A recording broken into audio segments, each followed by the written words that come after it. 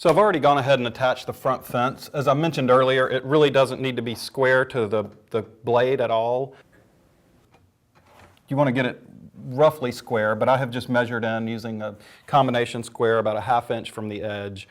The reason I set it and the main fence back from the edge a little bit is just because as you're moving this around the shop, you're going to set it down on edge. It's much better to set it on the base edge than on this, or especially the main fence, because you don't want it to wobble at all. You want that to stay 90 degrees to the table.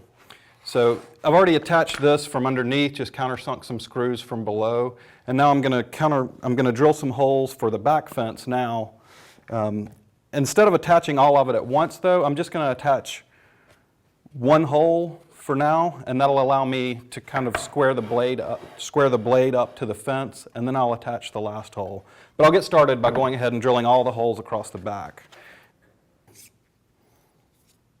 Just set my square in, so again, it's pulling a center line is all I'm doing now. Pulling a center line for where I want the fence to be. And I'll just place a couple of screw holes all the way down it. I'm going to drill them from above first, and then I'll go below and countersink them. It's just easier to drill topside.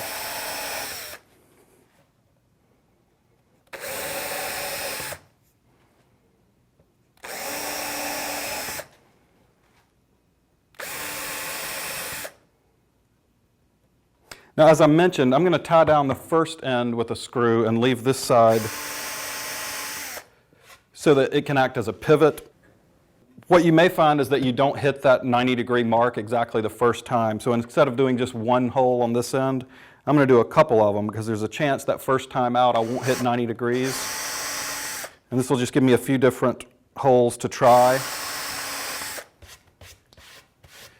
It's much easier to do that now before you've attached the fence than to try to do it later.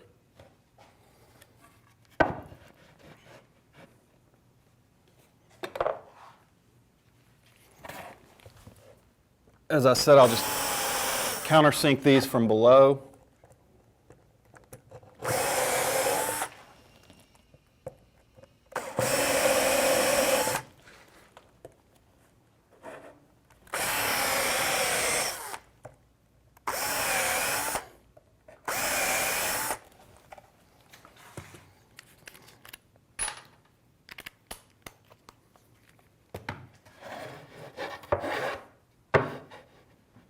And now I'll just set this first screw in place.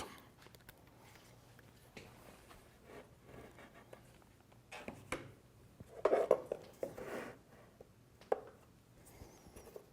going to place this roughly centered on that line and use my combination square to see how far off that is from the back.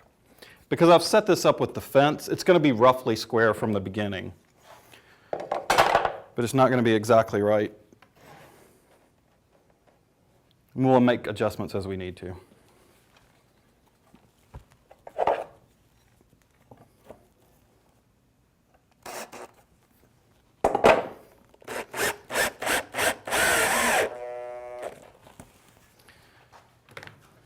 So I've got the one screw attached on this side, but it still allows the fence to move a little bit, so we don't want to tie it down square yet. But at this point, you're ready to go ahead and saw through the front fence and about 2/3 of the way through the sled itself. So I'll go ahead and make that cut, and then we'll line this up square to where the cut line is.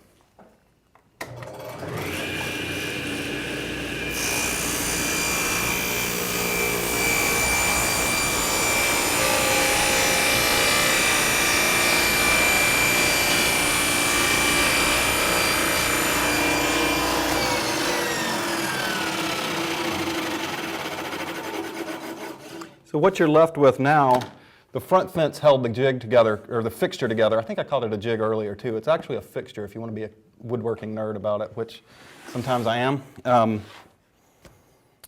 That's what held it together though as you pass it through. So now everything's still in the same location, and you can square the fence up to the blade just using a framing square.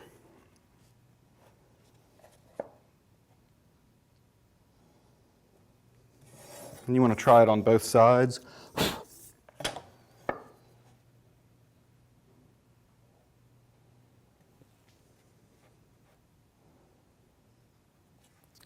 If you're lucky, you'll get it the first time, but that seldom happens.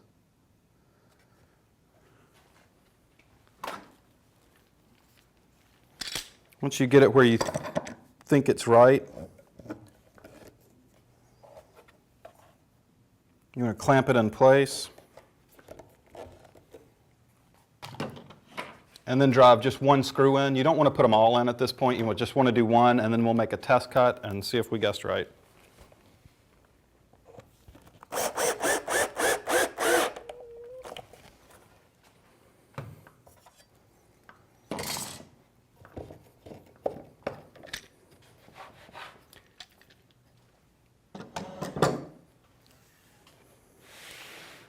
So now's the moment of truth to see if it's square or not. So you just want to grab a piece of stock to make a test cut here and turn the saw on and just cut it off like the jig were completely finished.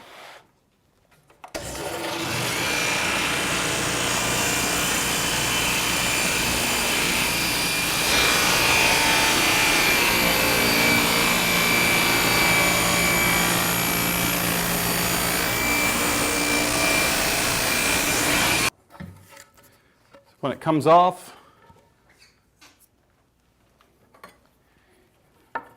just want to take your square,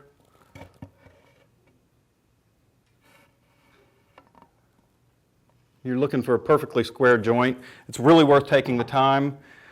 You can look at it here. I'm a little out. This is a little short on this side. So what I want to do is adjust this side of the fence forward just a hair. Before I do that, though, I want to make a pencil mark where I'm starting from. That way I'll know how much I'm moving the fence, so if it winds up off the other way, I know I want to go somewhere in between. So I'll take that screw out and we'll try it again.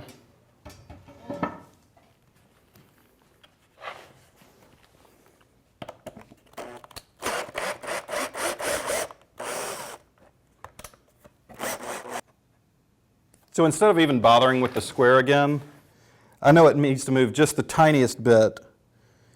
So I'm just going to cover about half of that pencil line I've made. Put my screw back in. I'm going to go in a different hole this time. That's why I drilled the 3 the first time. And then we'll test the cut again.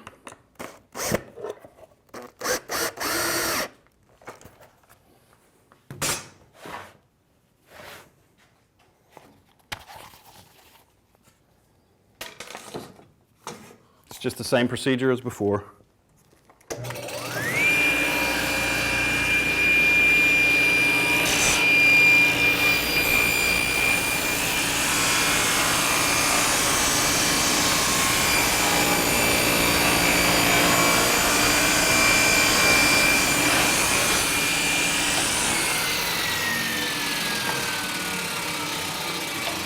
You may notice that my hands are staying on this side of the fence as I'm doing this. I always cut a flat section on the top of the fence. It's just the way I do it. It's something that I've figured out that works for me. So as I'm using the sled, if I feel that I'm hitting that flat part, I know I'm getting too close to where the blade might be, so I'll move my hand back down. It's just a good kind of easy reminder that you feel with your hand, and when you hit that, you'll know it. You'll get used to it. Once you make that cut, do the same thing again. Looks like we're good this time. So this should allow you to make repeatable square cuts, and that's really the foundation of any woodworking, whether it's curved or anything. If you can't make a square cut, you're not going to have a chance of making a square piece of furniture. So now that you've got the main fence square to the blade, you can go ahead and put the rest of the screws in. It's a pretty versatile jig. You can really soup this thing up to do just about anything you want. Mine, I like to keep pretty much a dedicated crosscut jig. It's just for making crosscuts.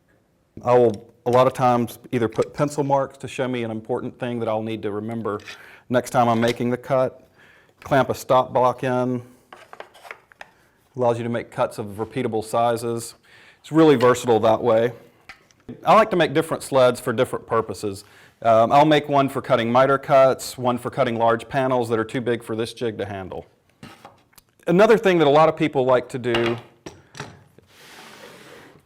is to box out the back end of the blade, as you pass this over the blade, you're going to stop about halfway in when the blade reaches its highest point. But what that leaves you is exposed blade on the back side of the sled. Some people will come in with just a plywood box and build it out like this, and they'll just lessens the chance that you may accidentally touch that. One thing I've done on another jig, another sled that I've got, when it's in the saw that this one goes with, the runners stop in the outfeed table on the other side, so the blade can't go any further than this block. Instead of building out a box around it, I just took a big chunk of wood, glued it there, and the blade can't come through. So, now that your sled's square, there are all kind of attachments you can use for it. Kind of the most obvious one is just a stop block. Clamp it in place wherever you want it and make repeatable cuts all day long. You can also use, if you've got longer pieces, like a table leg,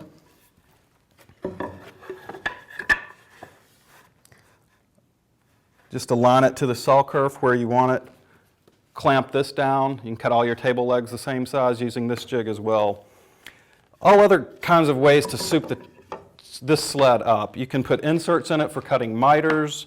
You could cut dados with this sled, especially like if you're building bookcases over and over and you want to have dados that are pretty easy to cut. This is an easy way to do it. You can handle a longboard easily with it. I like to make dedicated jigs. Instead of having all these different pieces that fit onto this jig, I'll make a different jig for cutting miters. It's usually a pretty smaller jig. That way I know when I pick this up, it's ready to go, it's ready to make square cuts, and that's kind of the foundation of woodworking.